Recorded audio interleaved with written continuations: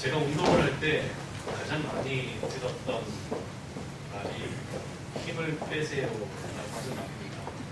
다들 열심히 수영을 할 때가 있었습니다. 저는 끝까지 가게 뭐라고 최선을 다해 배움을 치면서 갑니다. 더 빨리 가려고 더 열심히 앞으로 전진합니다.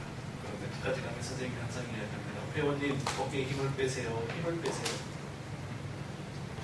저는 힘을 뺀다고 뺐는데 오히려 빨리 가려 하다 보니 더 끝까지 가겠다라고 하는 그런 생각과 의지가 있다 보니 저도 모르게 어깨에 허리에 힘이 더 많이 들어갔던 모양입니다. 아무리 힘을 빼려고 해도 힘을 빼는 게 뭔지 잘 모르겠습니다. 그래서 앞에 있는 잘하시는 회원에게 물었습니다. 저 힘을 빼려면 어떻게 해야 됩니까? 저도 잘 몰라요. 근데 힘 빼는 데만 10년 걸린답니다. 그렇게 대답을 합니다. 그만큼 힘을 뺀다는 것이 어려운 일이라는 것이죠. 어디 운동할 때 뿐이겠습니까? 우리의 인생의 여정, 믿음의 여정도 마찬가지라 생각합니다. 내가 열심히 하기 위해 또 내가 잘하기 위해 힘차게 달려가지만 그러나 그 힘이 나의 힘이라면 우리는 금방 지칠 수 있습니다.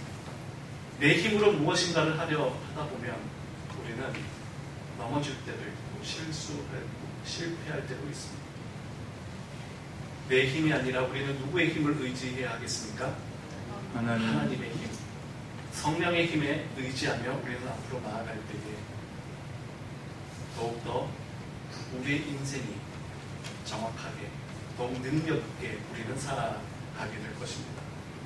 운동을 하다가 저도 조금씩 깨닫는 것이 있는데요.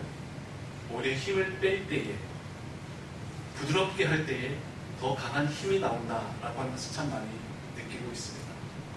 탁구라든지 테니스라든지 배드민턴이라든지 라켓을 가지고 하는 운동들이요. 힘을 빼니까 더 강한 타격이 나오더라는 것이죠. 왜냐하면 부드러울 때, 힘을 뺐을 때 힘을 진짜 집중할 수 있을 그때에 힘이 집중되기 때문에 우리는 힘을 빼는 그런 연습을 해야 합니다. 고린도 교회가 세워진 고린도는 당시 상업 도시였습니다. 많은 사람이 모였고 많은 정보가 있었고 많은 돈이 모이기도 했던 곳입니다. 나름 잘 나간다는 사람들이 고린도에 참 많이 살았습니다. 이런 곳에 세워진 고린도 교회, 그러다 보니 교회 안에도 지식인들, 부유한 사람들, 재능 있는 사람들이 참 많이 모였던 것 같습니다. 처음에는 별 무리 없이 교회가 성장해 갔는데 시간이 지나면서 교회 안에 점점 목소리들이 커지기 시작합니다. 누가 옳고 그른지를 판단하기 시작하고 누가 더 잘하는지 경쟁하기도 합니다. 자기가 가진 것들을 지식이라든지 돈이라든지 재능이라든지 심지어 하나님께서 주신 은사까지도 서로 자랑하며 경쟁하는 분위기가 형성됩니다. 그 안에서 서로 끼리끼리 모이며 계파 간의 갈등도 빚어지게 됩니다.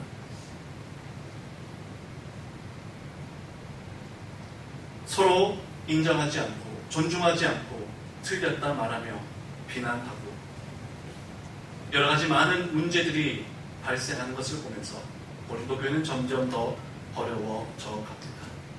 이런 문제를 해결하기 위해 바울이 고린도에 편지를 썼던 것이 고린도 전서와 후서이죠.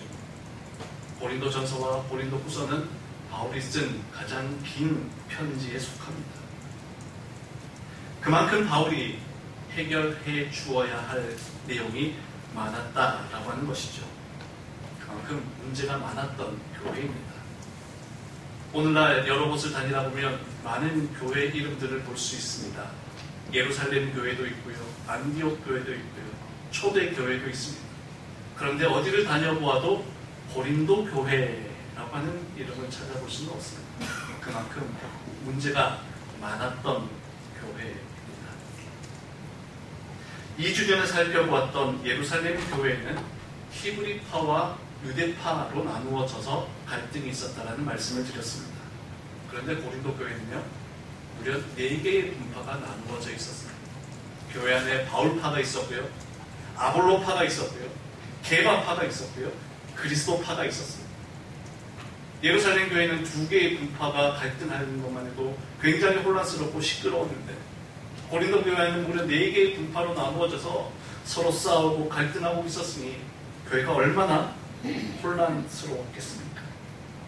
사도 바울은 이렇게 혼란을 겪고 있는, 많은 문제를 안고 있는 고린도 교회의 이 문제를 해결하기 위해 가장 먼저 제시한 것이 바로 십자가의 도입니다. 고린도전서 1장 18절 함께 읽습니다.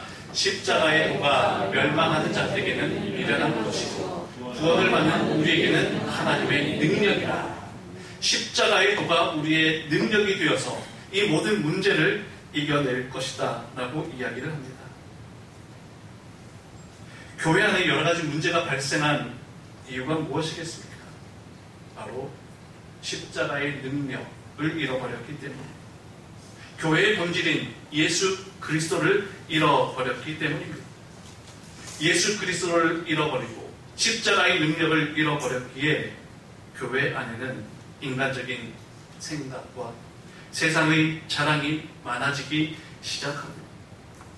누가 더 똑똑하다, 누가 더 힘이 세다, 누가 더 많은 것을 가졌다, 누가 더 잘한다, 이런 인간적 생각들이 교회를 지배하기 시작합니다.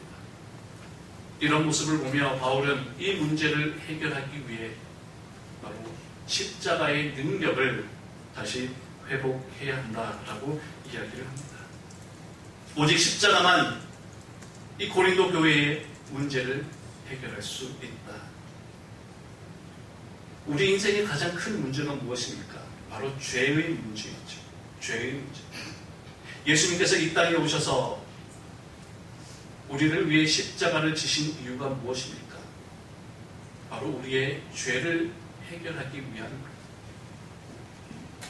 우리 인간 속에 있는 죄는 그 무엇으로도, 그 어떤 방법으로도 해결할 수가 없습니다. 그런데 예수님께서 십자가를 지심으로, 우리를 위해 피 흘리심으로 그 모든 우리의 죄가 해결되었고, 그로 인해 우리는 구원받는 백성이 될 수 있었습니다.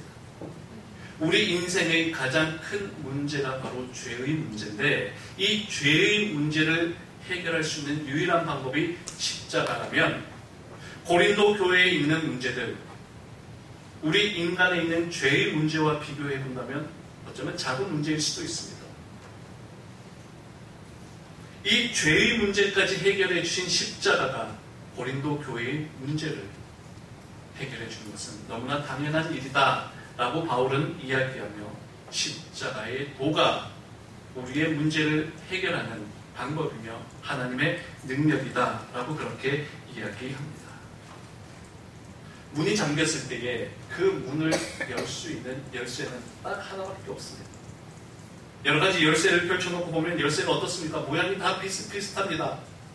모양이 비슷하다고 해서 열쇠를 집어 넣어서 돌리면 열리지 않습니다. 그 문을 열 수 있는 열쇠는 딱 하나밖에 없습니다.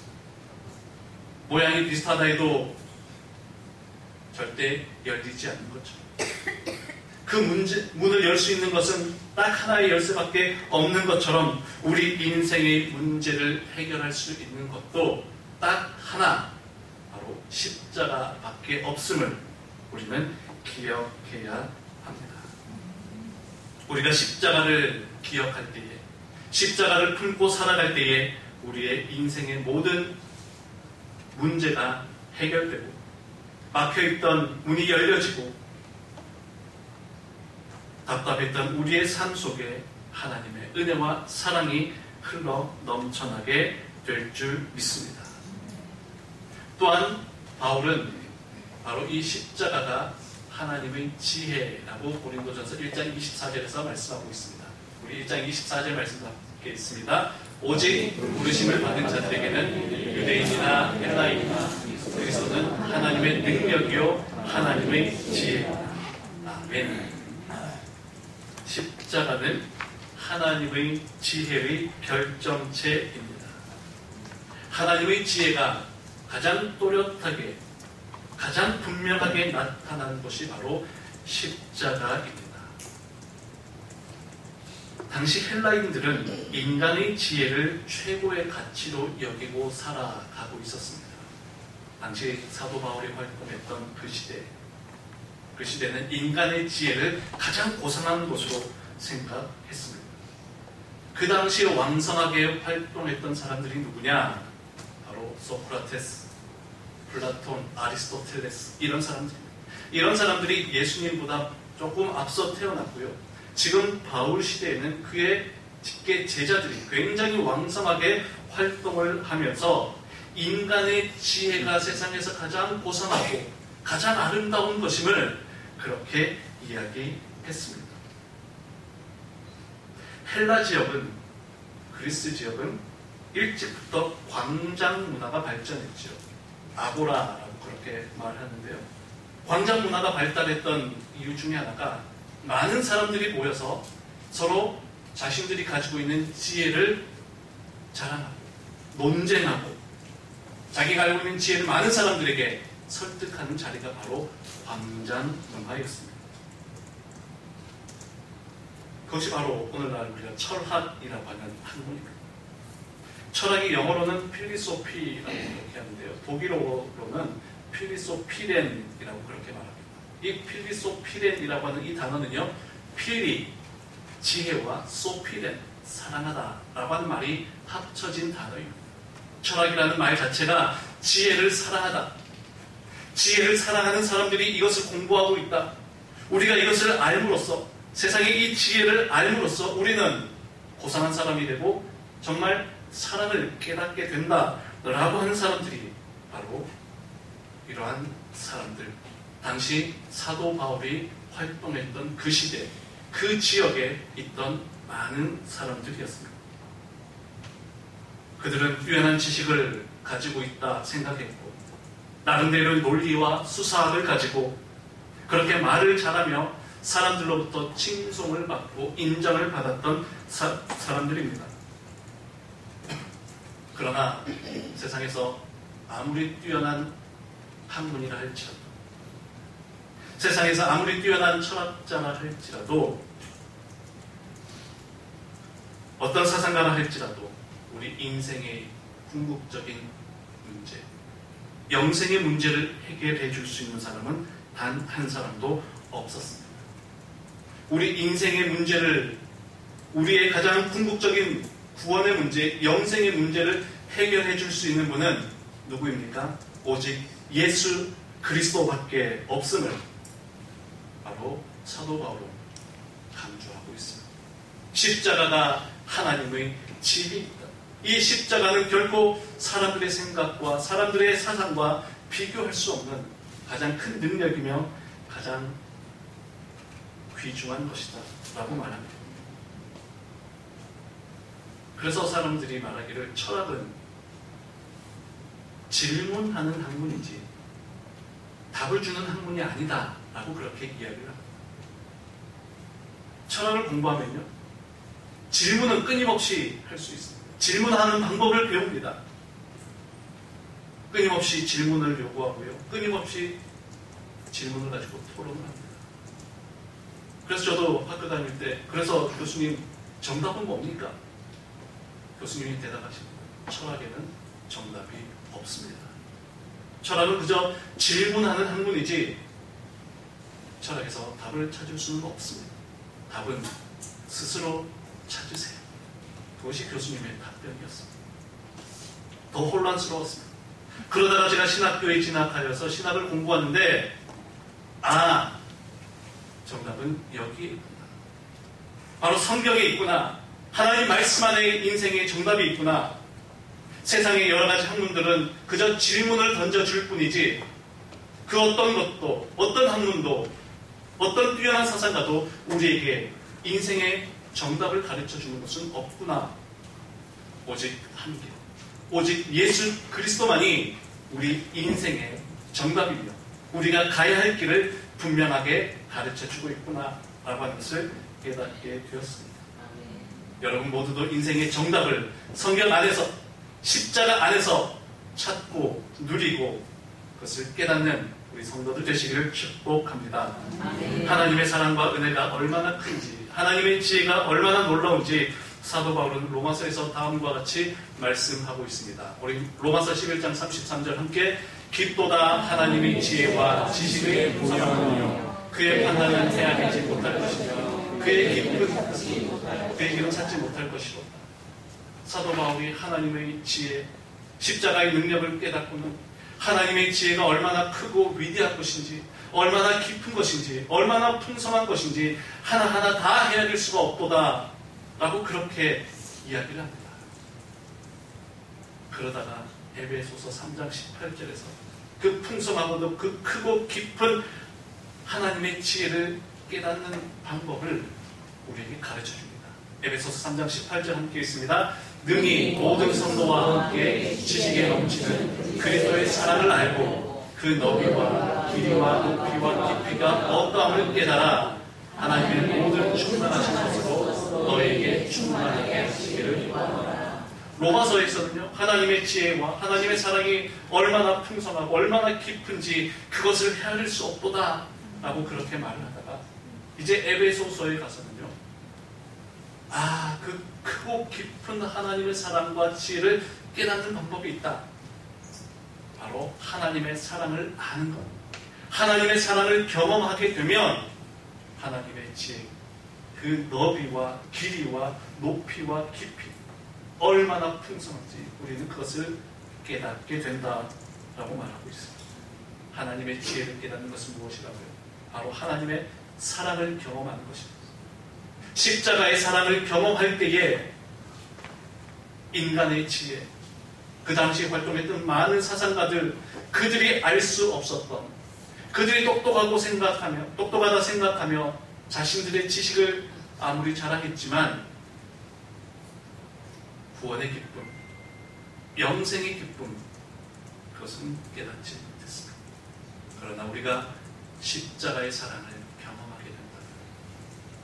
십자가의 사랑을 우리가 깨닫게 된다면 하나님의 그 깊고도 풍성한 지혜와 사랑을 우리가 누리며 살아가게 된다라고 그렇게 말씀하고 있습니다. 그런데 사실 그 당시 십자가는 사람들에게 참 미련한 것으로, 어리석은 것으로, 세상에서 가장 연약한 것으로 여겨졌던 것입니다. 로마 군대가 가장 큰 죄를 지은 사람에게 이 십자가 처형을 내렸습니다. 당시 가장 큰 죄는 정치범이었고 하나님의 이름을 모욕하는 신성모독죄가 가장 큰 죄로 여겨졌습니다. 로마인들은 정치범을 가장 큰 죄로 여겼고 당시 유대의 종교 지도자들은 신성을 모독하는 것을 가장 큰 죄로 여겼는데 이 두 가지 죄가 예수님에게 지어졌기에 가장 흉악한 사형으로 십자가를 치게 했습니다.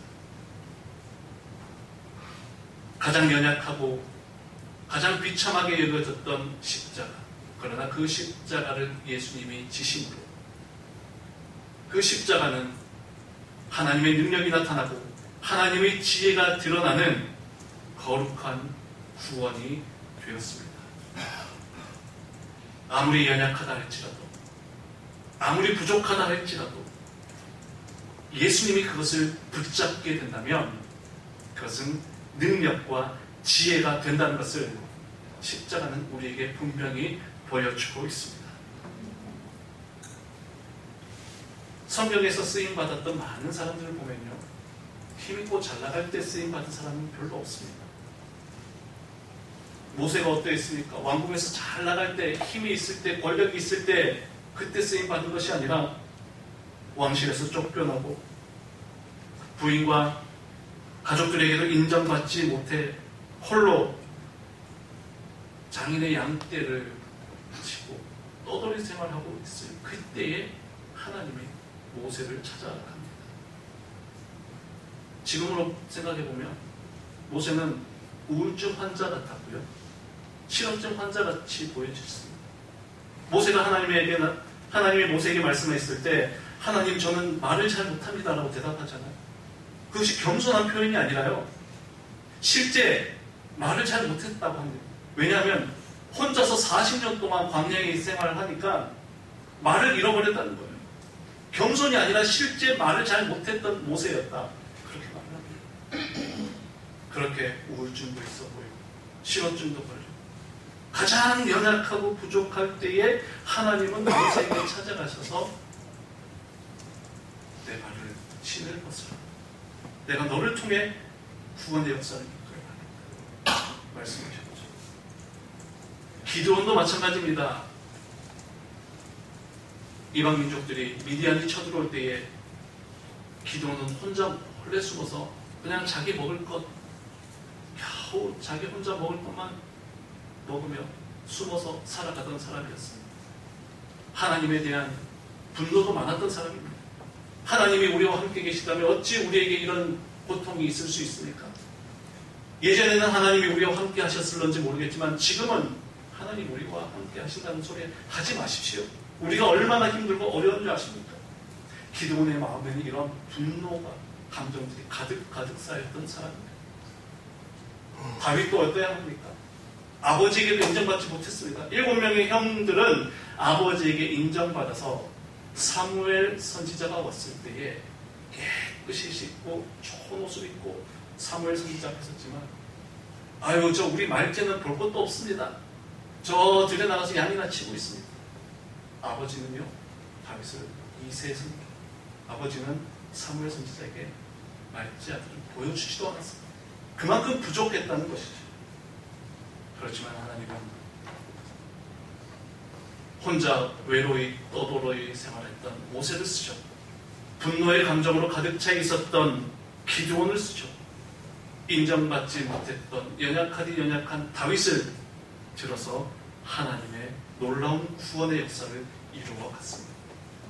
가장 연약한 그때에 하나님께서 그들을 붙잡으심으로 하나님의 능력의 도구가 되고 하나님의 구원의 도구가 된 것을 보게 됩니다. 하나님께서 그들의 인생에 힘이 쫙 빠져 있을 때에 힘이 완전히 빠져 있을 때에 나는 아무것도 할 수 없습니다. 내 힘으로는 일어설 수 없습니다. 나는 아무것도 아닙니다. 나는 할 수 없습니다. 힘이 완전히 빠져 있을 그때에 하나님께서 그들을 딱 붙잡으신 것이죠. 그렇게 연약할 때 붙잡아야지 그것이 하나님의 능력이 되고 내가 할 수 없다 생각할 그때에 하나님이 붙잡으신다면 하나님이 이 모든 것을 행하셨습니다 라고 그렇게 고백하게 된다는 것입니다.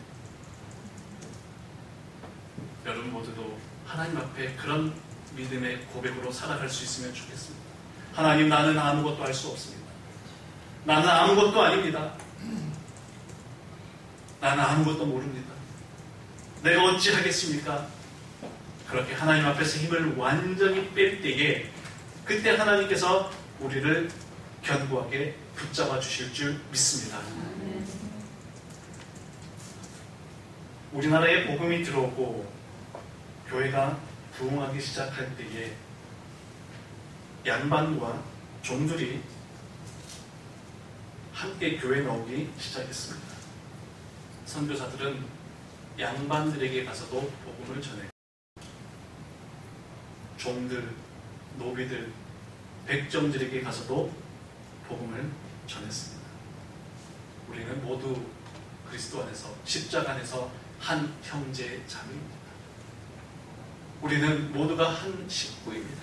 함께 나와서 예배드리고 하나님의 그 은혜를 누리며 살아갑시다 라고 그렇게 복음을 전하죠.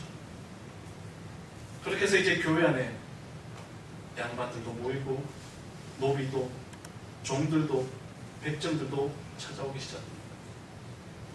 그게 누가 불편해지기 시작했을까요? 그러자 양반들이 불편해지기 시작합니다. 내가 어떻게 저런 종들과 함께 한 공간에서 예배 드릴 수 있단 말인가? 내가 어떻게 저런 노비들과 저런 백정들과 함께 교회에서 예배드리고 함께 밥을 먹을 수 있단 말이냐. 받아들이지가 않습니다. 그래서 많은 양반들이 선교사들에게 찾아가서 항의하기도 했습니다. 교회에 저런 노비들은 못 오게 하십시오. 교회 물을 다 끓여버립니다. 그런데요, 선교사들은 그 부분에 있어서는 철저했습니다. 아닙니다. 우리는 모두가 한 형제 자매입니다. 그러자 결국 양반들이 교회를 뛰쳐나가서 양반들만 모이는 그런 교회를 세우기도 했습니다. 그러나 선교사들은 절대 노비들과 종들과 백정들을 포기하지 않았습니다. 그리고 심지어는 그들에게 이제 교육을 시키기도 합니다. 공부를 가르쳐 줍니다. 노예의 자녀들, 백정의 자녀들, 종의 자녀들을 불러서 공부를 가르쳐 줍니다. 그러자 교회 안 나가는 노비들도요, 교회 안 나가는 백정들도요, 자기 자녀들만큼은 선교사들에게 보내기 시작합니다. 나는 교회 안 나가더라도 너희들은 저 선교사에게 가서 공부하거라, 배우거라. 그렇게 해서 여러 노비의 자녀들, 백정의 자녀들이 모여서 공부를 하기 시작합니다. 그러던 중 한 백정의 아들이 성급히 선교사님을 찾아갑니다. 선교사님, 큰일 났습니다. 저희 아버지가 지금 아파 죽어가고 있습니다. 저희 아버지 좀 도와주십시오. 그렇게 백정의 아들이 찾아간 선교사가 바로 사무엘 무어 선교사님입니다. 백정들의 친구라고 불려졌던 선교사님이신데요. 가장 낮은 자들에게 찾아가서 복음을 전하고 그 자녀들에게 공부를 가르쳐 주었던 선교사님이십니다. 백정의 아들이 선교사님을 찾아와서 이렇게 간곡하게 부탁을 했을 때 이 선교사님은 자기의 친구 에비슨 선교사에게 가서 이야기를 합니다. 에비슨 선교사에게 가서 한 백정이 아파 죽어가고 있는데 그를 좀 돌봐 주기를 요청드립니다. 그런데 이때 이 에비슨 선교사님은요, 당시 고종 황제의 주치의로 있던 분입니다. 고종 황제의 몸을 만지던 그런 의사였는데 백정의 집에 간다고 하면 그 사회가 발칵 뒤집어집니다. 당신이 고종 황제의 몸을 만지던 그 손이 어찌 백정에게 간단 말이에요. 이 에비슨 선교사가 실제 백정의 집에 찾아갔던 그 사진입니다. 그러나 이 에비슨 선교사님은 이들 또한 모두가 하나님의 자녀입니다. 정성을 다해서 이 에비슨 선교사님이 백정을 치료해 줍니다. 그렇게 해서 살아난 이 백정이 사무엘 무어 목사님에게 세례를 받고 그의 이름을, 그 당시에는 그냥 백정들이 이름도 없었죠. 그냥 박가라고만 불려졌는데요. 이름을 박성춘이라고 이름을 짓습니다. 봄에 내가 새롭게 태어났다라고 해서 그 이름을 박성춘이라고 지었고요. 그 아들 사무엘 무어 목사님에게 찾아가서 우리 아버지를 살려주십시오라고 했던 이 아들은 에비슨 선교사님에게 공부를 배우기 시작해서 지금 보시는 이 사진이요, 지금 말하면 세브란스 의과대학 1회 졸업식 사진입니다. 그 당시 연희 전문학교였죠. 연희 전문학교에 에비슨 선교사님의 도움으로 들어가서 그곳에서 공부하여 세브란스 병원의 첫 번째 의사가 되었습니다. 한국인 최초의 세브란스 의과대학 졸업생입니다. 이 사진은 현재 세브란스 병원에 전시되어 있는 사진입니다.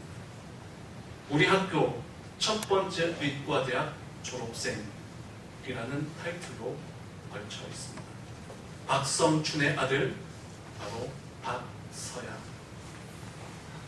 박서양이라는 이름을 가지고 세브란스 병원에서 의과 공부를 마치고 우리나라 1호 외과 의사가 됩니다. 여러분, 의학 공부를 하면 해부학도 공부하고 많은 것들을 공부하지 않습니까? 그 당시에 해부학을 공부할 때는 지금이야 의과대학에서 이렇게 해부할 수 있는 많은 시신들이 있지만 그 당시에는 그런 건 상상도 할 수 없었을 때입니다. 그래서 그 당시 해부학을 공부할 때는 소나 돼지를 눕힙니다. 놓고 해부학을 공부했습니다. 다른 의학 실습생들은 칼도 못 잡고 깜짝 놀라서 이걸 어떻게 합니까? 어떻게 합니까? 근데 누가 제일 잘했을까요? 박서양. 이 학생이 제일 잘합니다. 왜 제일 잘했을까요? 100점 출신입니다. 태어나면서부터 그걸 늘 봐왔던 사람입니다. 아버지가 돼지 잡는 걸 늘 봐왔고, 그 당시 100점의 아들로 태어나면 자기의 직업은 뭐예요? 100점. 자기도 아버지한테 그 일을 배우다가 지금 이곳에 왔으니까 이것은 무서운 일도 아니고 새로운 일도 아닙니다. 그래서 해부학에서 가장 탁월한 실력을 보였던 사람이 바로 이 박서양. 그렇게 해서 우리나라 최초의 외과 의사가 되었습니다. 외과 의사가 되어서 세브란스 병원에서 학생들을 또 가르치는 교수가 되었는데요. 그 이후에 한일합방이 되고 일제는 그 당시에 의과대학에 대한 탄압을 굉장히 강하게 했다고 합니다. 한글로 된 의학 서적들을 다 불러 태웠습니다. 왜냐하면 한국 사람들이 의학을 공부하면 자기 백성들을 고쳐주고 낫게 하면서 나라가 발전해 갈 것을 차단하기 위해 의학 서적을 다 불태우고 한국에 있는 의사들은 일본인 의사 밑에서 시키는 일만 하게 하였다고 합니다. 그런 탄압 속에서 박서양은 독립운동을 위해 만주로 건너가서 한국 독립회에 가담을 하고 그곳에서 독립운동을 실질적으로 행하면서 군의관 활동을 했다고 합니다.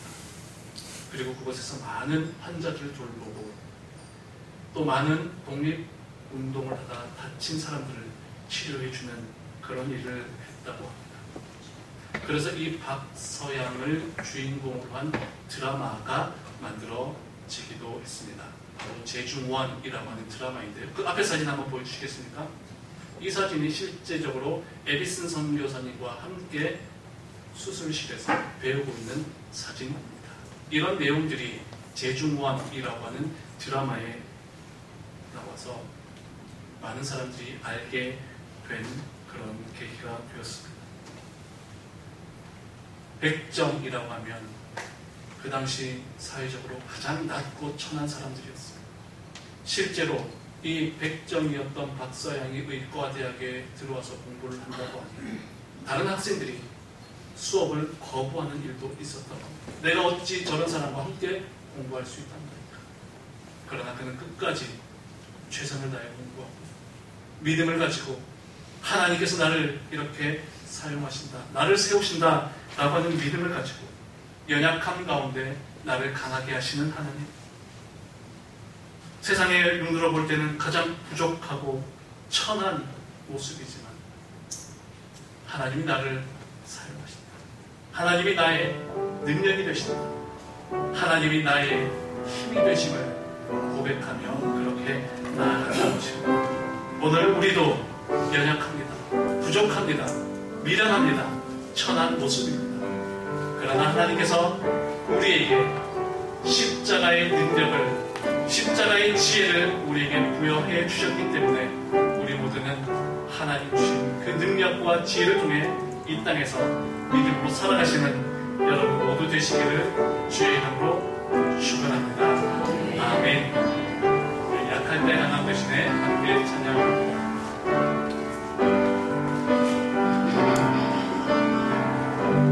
약할 때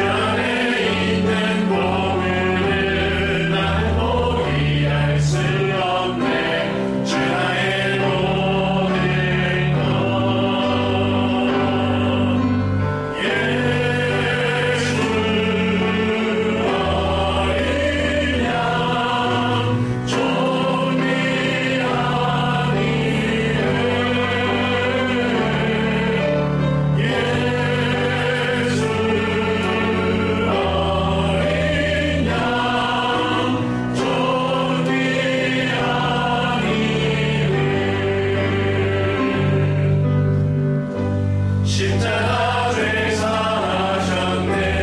주님의 이름 찬양해. 주 나의 모든 것.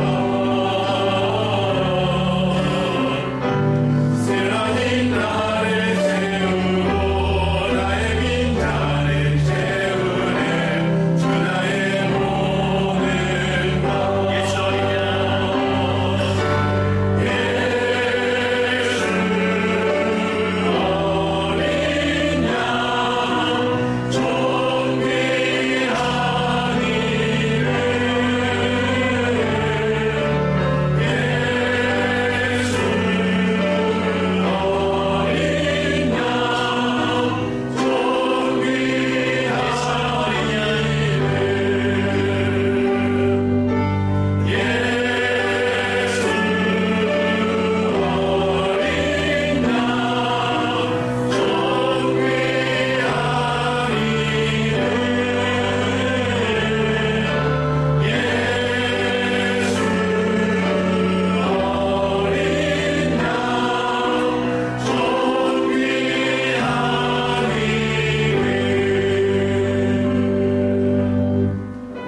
연약할 때에 우리의 능력이 되시고 우리가 부족할 때에 우리의 지혜가 되시는 하나님의 그 사랑, 그 하나님의 능력을 의지하여 오늘도 주님 앞에 나오게 하시니 감사드립니다. 우리 연약할 때 힘이 되어주시고 우리가 부족할 때의 능력이 되어주실 하나님의 그 십자가 사랑을 가슴에 품고 살아가는 우리 모든 창신교회 성도들 될 수 있도록 인도하여 주시옵소서. 이 시간 주님 주신 귀한 은혜에 감사하며 11조헌금을 감사헌금을 주일헌금을 주님 앞에 드립니다.